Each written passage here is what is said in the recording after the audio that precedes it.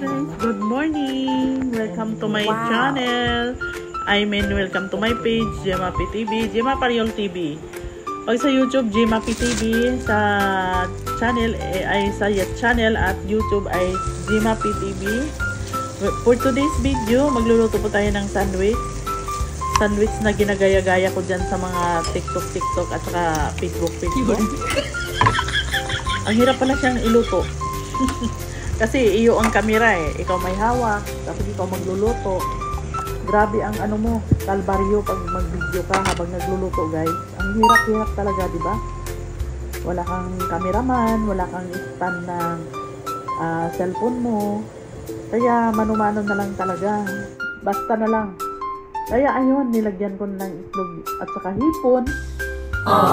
Binudburan ng mozzarella cheese. Tapos guys, alam niyo kung bakit. Nag-slow motion yung video ko, kaya nakakainis, naiinis ako dyan. Kasi, imbes na gumagawa ka ng video, nag-slow motion pa! Diba? Pakinggan na lang natin ang aking voice over kasi ang ginagawa ko ay ganyan. So, ginagaya ko nga yan sa Facebook na nakikita ko. Ang hirap palang gawin. So, itry natin. Baka mamaya matututo pa tayo. Next time, matututo na tayo na maganda nang gawin. Nasobrahan lang sa itlog kaya tumagas na guys sa bawat gilid. So, ayun, tinatakpan na natin yung hiniwa ko na ibinabalik natin para maluto sa kabilang side. Pagkatapos, pag maluto sa kabilang side at i-ano na natin sa kabilang side para maluto ang kabilang side. Puro side by side. So, yun na nga guys. So, yun na nga.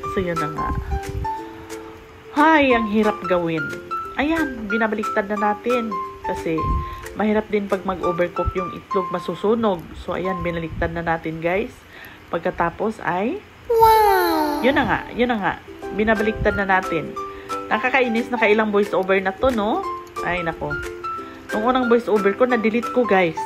Na-delete ko kasi, ewan ko ba? Kasi may tugtog na ayaw maalis dyan sa video. So, inulit ko na naman. Nag-delete na naman ako. So, yan na. Luto na yung ating pangalawang sandwich. At hihiwain natin yan pa triangle. Hiwain sa gitna. Din i-triangle mo. Ayan. Finished product. Medyo natusta siya, guys. Pero masarap siya, guys. Medyo isa na lang ang niluluto ko dyan. Kasi 4 na piraso lang ang niluluto ko. Kasi, alam mo naman, ang mga bata, hindi masyadong kumakain sa umaga. So, ayan, last na natin luto yan.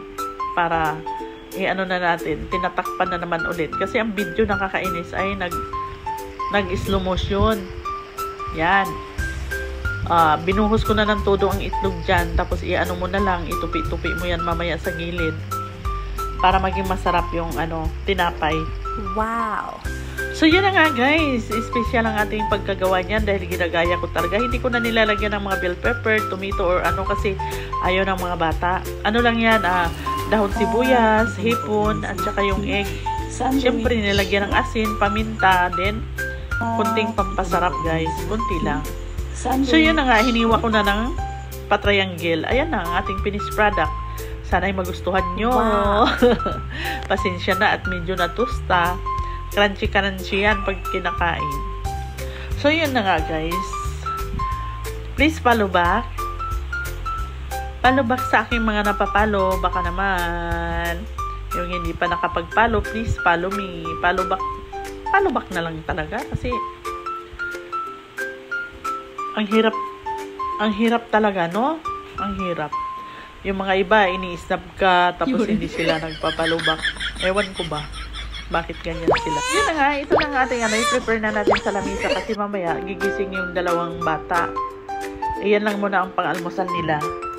So, ayun. Ayan, pinakita natin yung laman sa loob. Ayun. Ayan o, hindi naman siya nasusunog. At saka, na siya yung, kumbaga, malagkit sa loob kasi may cheese. Basta masarap siya guys. Try nyo na lang. Bye-bye. Sana magustuhan ng 2 kids